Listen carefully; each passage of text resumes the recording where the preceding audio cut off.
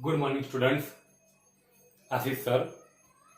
आज मैं आपको कक्षा 12 के अंदर नामा के मूल तत्व अकाउंट विषय में चैप्टर नंबर 4 साझेदारी का पुनर्गठन लेक्चर नंबर 5 है।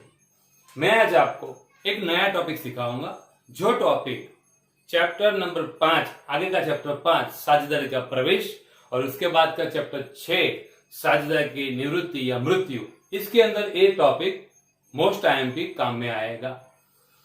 इस प्रकरण के अंदर ये टॉपिक दिया गया है, तो इसकी हम पहले इसके बारे में पढ़ेंगे और समझेंगे। तो देखो वर्ड पर साझेदारी पेटी की संपत्तियां और दायित्वों का पुनः मूल्यांकन। किसका? साझेदारी पेटी की संपत्तियां, जो संपत्तियां जमीन, मकान, प्लांट इत्यादि होती है वो संपत्तियां, और दायित्व लेनदार, देनी हुंडी सब होता है, उसको दायित्व कहते हैं। और दायित्व का पुनः मूल्यांकन और उसकी हिसाबी असर। पुनः मूल्यांकन का मतलब, पुनः मूल्यांकन या इसकी जो उसका मूल्य है वर्तमान, भूतकाल का एक मूल्य जो होता है, अब उसका नया मूल्य निश्चित करना, यानी वर्तमान उसका मूल्य क्या है, यानी बाजार मूल्य वर्तमान क्या है वो निश्चित करना, उसको कहते हैं पुनः मूल्यांकन। उदाहरण के तौर पर 5 साल पहले मैंने कोई मकान लिया था 10 लाख रुपए का, आज 5 साल के बाद वो मकान का मूल्य 15 लाख हुआ, यानी वर्तमान बाजार मूल्य कितना हुआ? 15 लाख, यानी उसके अंदर 5 लाख की वृद्धि हुई।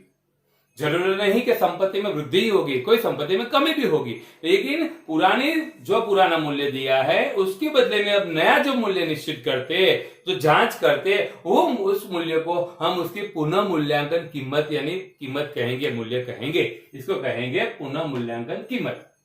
अब उस पर से पुनः मूल्यांकन खाता तैयार किया जाता है, जिसके अंदर संपत्ति और दायित्व का पुनः मूल्यांकन करते हैं। तो पुनः मूल्यांकन खाते का दूसरा नाम है लाभ हानि समायोजन खाता। एग्जाम में क्वेश्चन आता है कि पुनः मूल्यांकन खाते का दूसरा नाम क्या है, तो लिखेंगे लाभ हानि समायोजन खाता।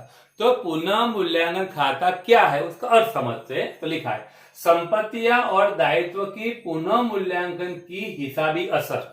संपत्ति और दायित्व की पुनः मूल्यांकन की हिसाबी असर लेने के लिए, यानी देते, जो हिसाबी असर देते वो लिखने के लिए पेटी की बही में एक विशेष खाता खोला जाता है। संपत्तियां और दायित्व की पुनः मूल्यांकन की हिसाबी असर देने के लिए, जो लिखने के लिए पेटी की बही में एक विशेष खाता खोला जाता है, इस खाते को पुनः मूल्यांकन खाता कहते हैं। यानी पुराना जो मूल्य था संपत्ति दायित्व का, उसका जो नया मूल्य आता है उसको दर्शाने के लिए ये पुनः मूल्यांकन खाता बनाया जाता है। तो उस पर गौर करते हैं, उसका नमूना बनाया मैंने कि पुनः मूल्यांकन खाता विवरण रकम उधार और जमा।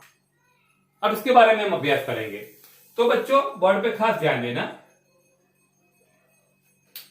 कि जमा पक्ष की बात करते हैं, तो जमा पक्ष में सब प्लस पॉइंट आएंगे। प्लस व्यवसाय का जो फायदा करता है, जो चीज फायदा करती है, जो लाभ करती है, वो सब चीज जमा पक्ष में आएगी, उसको हम प्लस पॉइंट कहेंगे। यानी संपत्ति के मूल्य वृद्धि, कोई संपत्ति है उसके मूल्य में वृद्धि होती है, जमीन 10 लाख की थी अब उसका 15 लाख हो गया, तो वृद्धि होती है, तो हमारा फायदा है। तो जमीन की वृद्धि, संपत्ति की वृद्धि जमा पक्ष में लिखेंगे। ऐसे ही लिखनी बाकी शेष संपत्ति, कोई संपत्ति लिखनी बाकी रह गई हो कि 10,000 का यंत्र लिखना बाकी है, तो यंत्र हो या कोई भी संपत्ति लिखनी से संपत्ति हो, तो हमारा प्लस पॉइंट, जो लाभ होगा हमारा, जो फायदा होगा, वहां जमा पक्ष में आएगा। दायित्व में कमी, दायित्व की बात करते हैं, कोई लेनदार हमारे पास, यानी कोई हमने जिसके पास से पैसे लिए या माल लिया है, उसको पैसे चुकाने, चलो उसको 15,000 चुकाने लेनदार को, तो वो बोलेगा कि भाई 2,000 कम देना, अब 13,000 चुकाना है, तो कितने कम चुकाए? 2,000। जो हम 2,000 कम चुकाएंगे, यानी हमारा दायित्व कम हुआ। हमारा दायित्व कम हुआ तो हमको क्या हुआ? फायदा हुआ, लाभ हुआ। तो जमा पक्ष में दायित्व में कमी। मिलने बाकी शेष आय, कोई आय मिलने बाकी है कि भाई मुझे मेरा भाड़ा मिलना बाकी है, मेरा ब्याज मिलना बाकी है, तो मिलना बाकी वो हमारा प्लस पॉइंट है, मिलेगा तो लाभ होगा ना, तो ऐसा ही मिलना बाकी आए, प्लस पॉइंट जमा पक्ष में आएगा।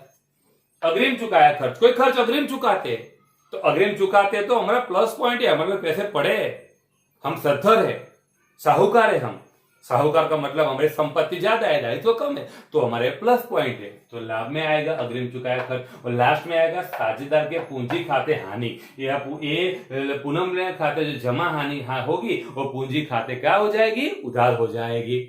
ऐसे ही उधार पक्ष में आते हैं, उधार पक्ष में सब हानि आएगी, सब माइनस पॉइंट आएंगे, सब माइनस पॉइंट। व्यवसाय को जो नुकसान करता है, जो हानि पहुंचाते हैं, सब टॉपिक। संपत्ति के मूल्य में कमी, कोई संपत्ति के मूल्य में कमी हो जाती है तो हमारे लिए क्या है, हानि है, नुकसान है, तो उधार पक्ष में आएगा। दायित्व वृद्धि, कोई दायित्व वृद्धि हो गई, कोई दायित्व हमको पता नहीं है और उसके अंदर वृद्धि हो गई तो हमको चुकाना पड़ेगा, तो हमारा खर्च बढ़ गया, हमारी हानि हो गई, हमको नुकसान हो गया, तो उधार पक्ष में आएगा।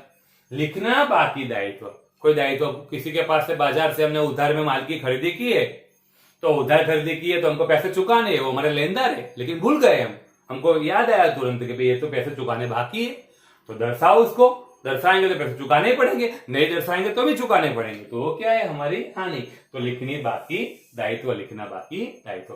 अब डूबत ऋण अनामत और देनदार बटा प्रावधान, उसके बारे में आपको मैं शांति से पूरे टॉपिक समझाऊंगा, क्योंकि उसके अंदर भी छोटे छोटे पॉइंट हमको याद रखने हैं। आगे, चुकाना बाकी खर्च, जो खर्च चुकाना बाकी है वो हमारा दायित्व माना जाएगा, चुकाना ही पड़ेगा, आज या कल चुकाना पड़ेगा, तो हमारा दायित्व है, वो हमारा खर्च है, वो हमारा नुकसान है, तो हानि पक्ष यानी उधार पक्ष में लिखेंगे। अग्रिम मिली आय, कोई आय अग्रिम मिलती है तो अग्रिम मिली तो प्लस पॉइंट नहीं है, फायदा नहीं है, कभी भी उसको वापस करना पड़ता है। आधे वक्त में बोलते कि मुझे पैसे वापस चाहिए, मुझे चाहिए, चुकाना, वापस कर दो मुझे, तो उसको वापस करना पड़ेगा। क्यों, किसी उसको नहीं, वो काम नहीं करना है, वो सेवा नहीं लेनी है, वो माल वापस कर रहा है, कुछ भी कारण हो, लेकिन वो हमको पैसे अग्रिम मिलते हैं तो हमारी क्या मानी जाएगी, हानि मानी जाएगी, यानी माइनस पॉइंट मानते हैं, हानि नहीं मानेंगे, माइनस पॉइंट मानेंगे, कभी भी चुकाना पड़ेगा ऐसा। और नीचे लास्ट में आएगा साझेदार के पूंजी खाते लाभ, यहां उधर आएगा पुण्य मूल्यांकन खाते और पूंजी खाते जाएगा जमा। बच्चों इस चैप्टर के अंदर 10 से 12 रोजनामचे, आवश्यक रोजनामचे, तो हमको एक भी रोजनामचे का रट्टा नहीं मारना है, तैयार नहीं करना है। कोष्टक पर से मैं आपको रोजनामचे सिखाऊंगा, जिसका कोष्टक सही उसके रोजनामचे सही, समझ लो, एक भी रोजनामचा हमको याद करना नहीं है, मैं ऐसे ही आपको सिखाऊंगा, सबको आ जाएगा। तो चलो बोर्ड पे ध्यान दो। अब ये जो कोष्टक मैंने समझा है, यही कोष्टक मैं आपको थियरी के रूप में थोड़ा समझा देता हूं कि पुनः मूल्यांकन संबंधी हिसाबी अरसत देते समय निश्चित नियमों को ध्यान में लेना है। तो कौन से नियम है, संपत्ति और लेना में वृद्धि हो तब, संपत्ति लेना में वृद्धि होती है तो क्या हो जाएगा, प्लस लाभ, क्या कहेंगे उसको, लाभ। संपत्ति लेना में कमी हो, संपत्ति लेना में कमी होती है तो देखो कमी क्या होगी, माइनस यानी हानि। दायित्व प्रावधान में वृद्धि हो, हमारा दायित्व बढ़ता है, प्रावधान बढ़ता है तो माइनस हानि होगी, तो देखो यहाँ दायित्व वृद्धि क्या हुआ, हानि। दायित्व प्रावधान में कमी होती है तो फायदा होता है, लाभ होता है, तो कहाँ आएगा, जमा पक्ष में, और क्या कहेंगे, लाभ। तो दायित्व प्रावधान में कमी, लाभ, प्लस करेंगे।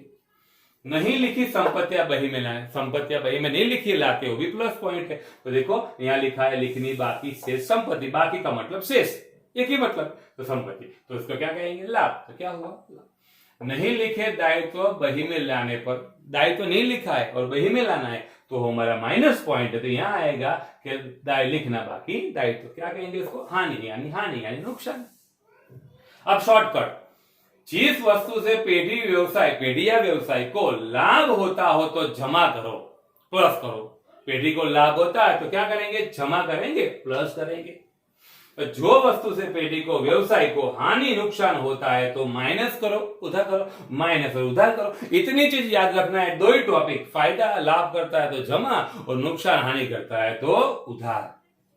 बच्चों ये चैप्टर के अंदर ये टॉपिक फाइनल टॉपिक है, लेकिन इसके मैं आपको थोड़े बड़े सवाल भी सिखाऊंगा, क्योंकि 12वीं के अंदर बोर्ड के अंदर इसके सवाल नहीं आते, लेकिन पहले एग्जाम में स्कूल में पूछे जाते हैं। लेकिन ये चैप्टर 5 और 6 के लिए साझेदार का प्रवेश और साझेदार की निवृत्ति मृत्यु उसमें काम आता है, मोस्ट टाइम पे इसका एक खाता बनता है। तो बच्चों इसके बारे में आपको थोड़ा अभ्यास करना है और डिटेल में थोड़ा घर पे समझना है। अगर समझ नहीं आया तो वीडियो को 2-4 बार रिपीट करो, समझ आ जाएगी। जय माता जी।